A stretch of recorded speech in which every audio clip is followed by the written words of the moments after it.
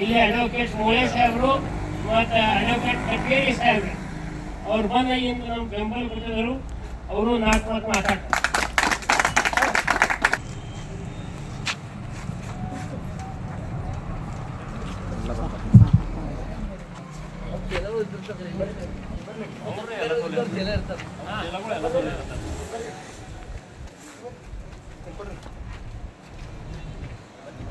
बोलो भारत माता की जय, बोलो भारत माता की जय. ಎಲ್ಲಿವರೆಗೆ ಹೋರಾಟ, ಗೆಲ್ಲುವರೆಗೆ ಹೋರಾಟ, ಎಲ್ಲಿವರೆಗೆ ಹೋರಾಟ, ಗೆಲ್ಲುವರೆಗೆ ಹೋರಾಟ.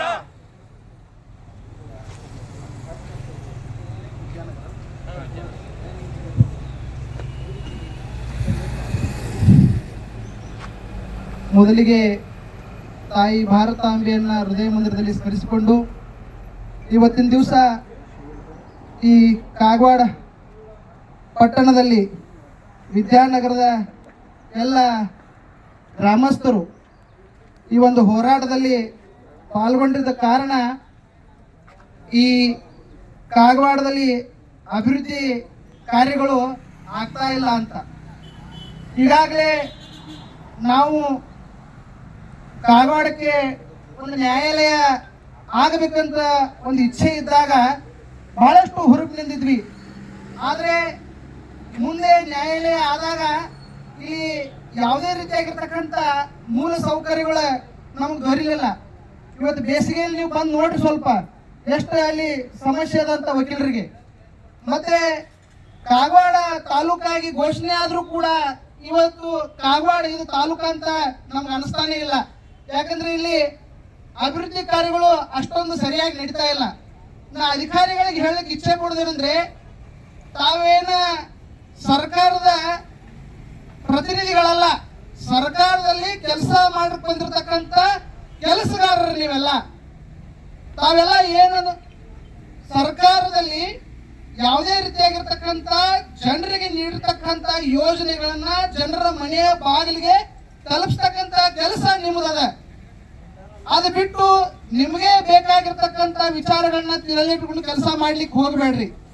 ಇವತ್ತು ಕಾಗವಾಡದಲ್ಲಿ ವಿದ್ಯಾರ್ಥಿಗಳಿಗೆ ಎಷ್ಟು ಸಂಕಷ್ಟ ಅದ, ರೋಡ್ಗಳು ಸರಿಯಾಗಿಲ್ಲ. ಈ ಉಪ ತಹಶೀಲ್ದಾರ್ ಆಫೀಸ್ದಿಂದ ಈ ವಿದ್ಯಾನಗರ ರೋಡ್ದಿಂದ ಈ ಬಸ್ ಸ್ಟ್ಯಾಂಡ್ದಿಂದ ಹಾದು ಹೋದ್ ಸ್ವಲ್ಪ ನೋಡ್ರಿ ಹೋಗಿ ಎಷ್ಟು ಅಲ್ಲಿ ತೊಂದರೆ ಇದೆ ಅಂತ. ಬಹುಶಃ ನಮ್ಮ ಭಾರತ ದೇಶದ ವ್ಯವಸ್ಥೆಯಲ್ಲಿ ನಾವೇನೋ ಒಂದು ಪಡ್ಕೋಬೇಕಾದ್ರೆ ಹೋರಾಟನ ಮಾಡ್ಬೇಕಂತ ಒಂದು ವ್ಯವಸ್ಥೆ ಅದ ಅನಿಸ್ತದ. ಯಾಕಂದ್ರೆ ನಾನು ಅನೇಕ ಹೋರಾಟಗಳಲ್ಲಿ ಪಾಲ್ಗೊಂಡಿದ್ದೇನೆ. ಒಬ್ಬ ಅಂಗವಿಕಲದ ಒಂದು ಸಾರಿ ಸಮಸ್ಯೆ ಆಗಿತ್ತು, ಅವ್ನಿಗೆ ತ್ರಿಚಕ್ರ ವಾಹನ ಬೇಕಂತ.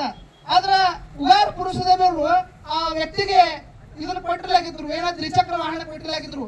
ಅವತ್ತು ನಾವು ಅವ್ನಿಗೆ ಹೋರಾಟ ಮಾಡಿ ಇಲ್ಲೇ ಚೌಗಲ ತಹಶೀಲ್ದಾರ್ ಇದ್ರು ಅವಾಗ, ಅವರು ಅವ್ರಿಗೆ ಒಂದು ತ್ರಿಚಕ್ರ ವಾಹನ ಕೊಟ್ರು. ಇವತ್ತು ಆ ವ್ಯಕ್ತಿ ಇಲ್ಲ, ತಿರ್ಕೊಂಡು ಹೋಗಿದಾನ. ಆದ್ರೆ ನಾವೇನೋದು, ನೀವು ಹೋರಾಟ ಮಾಡ್ರೆ ನೀವು ಜನರಿಗೆ ನ್ಯಾಯ ಕೊಡ್ತೀರಾ ಆದ್ರೆ ಮತ್ತೆ ಈ ವ್ಯವಸ್ಥೆ ಹಾಕಬೇಕು, ತಹಶೀಲ್ದಾರ್ ಆಫೀಸ್ ಹಾಕಬೇಕು, ಪೊಲೀಸ್ ಸ್ಟೇಷನ್ ಹಾಕಬೇಕು, ಕೋರ್ಟ್ ಹಾಕಬೇಕು, ಕಚೇರಿಗಳೇ ಹಾಕಬೇಕು. ಇವತ್ತು ತಾವೆಲ್ಲ ಅಧಿಕಾರಿಗಳು ತಮ್ಮ ಗಮನಕ್ಕೆ ಏನ್ ನಾವು ಕೊಡುವುದಂದ್ರೆ, ದಯವಿಟ್ಟು ನೀವು ಸರ್ಕಾರ ನಿಮಗೆ ದುಡ್ಡು ಕೊಡ್ತಾ ಇರೋದು ಯಾವ್ದಕ್ಕಂದ್ರೆ ಜನರ ಕೆಲಸ ಮಾಡ್ಲಿಕ್ಕೆ ನಿಮ್ಗೆ ದುಡ್ಡು ಕೊಡ್ತಾ ಇರೋದು. ಸಂಬಳ ನೀವು ಪ್ರತಿ ತಿಂಗಳ ತಗೋತಿರಲ್ಲ, ಯಾವ್ದಕ್ಕಾಗಿ ಕೊಡ್ತಾರಂದ್ರೆ ನಿಮಗೆ ಏನು ಎಂಜಾಯ್ ಮಾಡ್ಲಿಕ್ಕೆ ಯಾರು ಕೊಡ್ತಾ ಇಲ್ಲ. ನೀವು ಈ ಸರ್ಕಾರದ ವ್ಯವಸ್ಥೆಯಲ್ಲಿ ಕೆಲಸ ಮಾಡ್ತಾ ಇದ್ದೀರಿ. ಆ ಕೆಲಸ ಮಾಡ್ತಕ್ಕಂಥ ಸಂದರ್ಭದಲ್ಲಿ ತಾವೆಲ್ಲ ಜನರಿಗೆ ಯೋಗ್ಯ ರೀತಿಯಿಂದ ಕೆಲಸ ಮಾಡಬೇಕು. ಇವತ್ತೊಂದು ಆಫೀಸ್ಗೆ ಹೋಗ್ರಿ, ಆ ಆಫೀಸ್ದಾಗ ಯಾರೂ ಇರುವುದಿಲ್ಲ. 1 ಗಂಟೆಗೆ ಹೋಗೋರ 2 ಗಂಟೆಗೆ ಊಟಕ್ಕೆ ಹೋಗೋರ 12 ಗಂಟೆಗೆ ಊಟಕ್ಕೆ ಹೋಗಿಬಿಟ್ಟಿರ್ತಾರೆ ಮನೆಗೆ. ಈ ರೀತಿ ಆದ್ರೆ ಜನರ ಸಾರ್ವಜನಿಕರ ಕೆಲಸ ಆಗೋದು ಹೇಗ?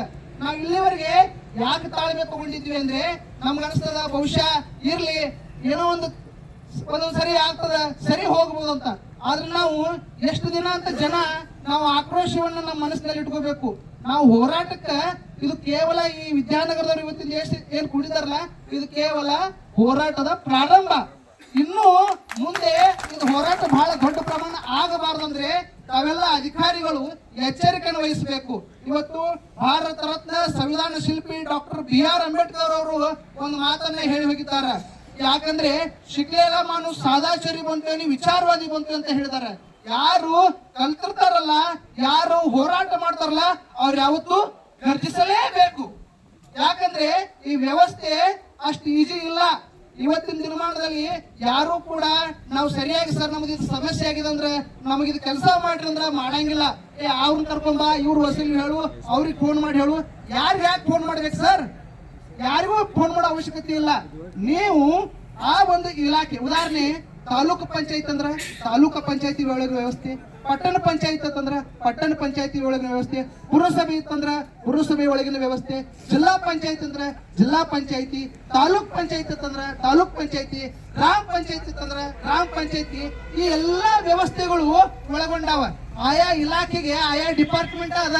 ಅದು ಬಿಟ್ಟು ನಾವು ತಹಶೀಲ್ದಾರ್ಗೆ ಹೇಳಿದ್ವಿ ಅಂದ್ರೆ ನೀವು ಉಪ ತಹಶೀಲ್ದಾರ್ ಕಡೆ ಹೋಗು, ಉಪ ತಹಶೀಲ್ದಾರ್ ಕಡೆ ಹೋದ್ರ PDO ಕಡೆ ಹೋಗು, PDO ಕಡೆ ಹೋದ್ರೆ ಅಲ್ಲಿ ಜಡ್ಪಿ ಕಡೆ ಹೋಗು, ಜಡ್ಪಿ ಕಡೆ ಹೋದ್ರೆ ಶಾಸಕರ ಕಡೆ ಹೋಗು.